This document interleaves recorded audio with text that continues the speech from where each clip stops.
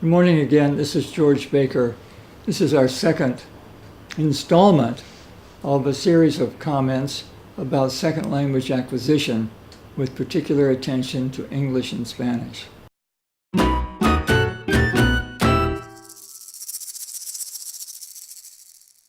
A few months back, someone approached me and said, "Hey, I'd like you to give me some tutoring on how to free up my ability to speak English from the overhang, the Mexican accent that I continue to have in English." This is someone who speaks English on television as a very proficient speaker of English, but he realizes that there are still elements of his native language formation that intrude upon English. This person's name is Marco. The first amusing side of listening to him was realizing that he mispronounces his own name in English. In English, we have a word called mark, which is both a first name and a common noun, and a verb too. The detail is that the R and the K are blended at the end. So linguists take a syllable and divide it into three parts. The beginning part is called the onset.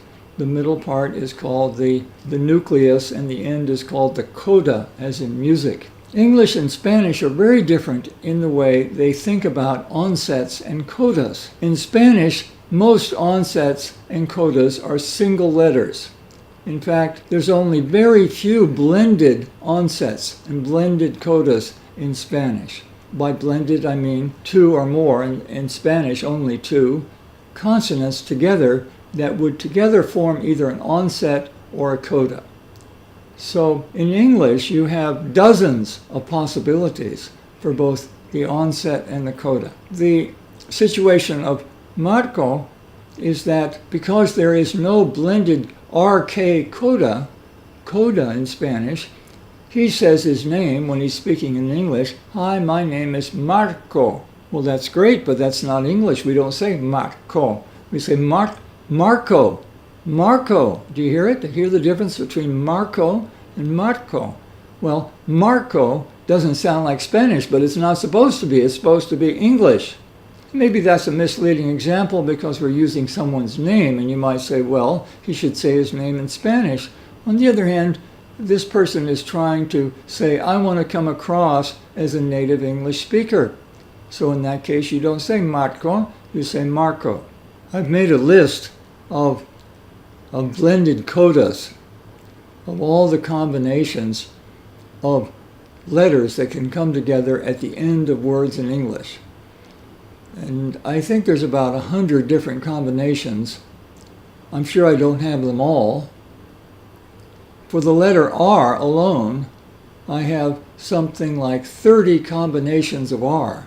So we've seen the example of RK, as in Marco, which is sounded as Mark, but there's another 30 more combinations of R. So that tells us that, or that illustrates to us that we're not listening. We're not listening to the other language as it is spoken.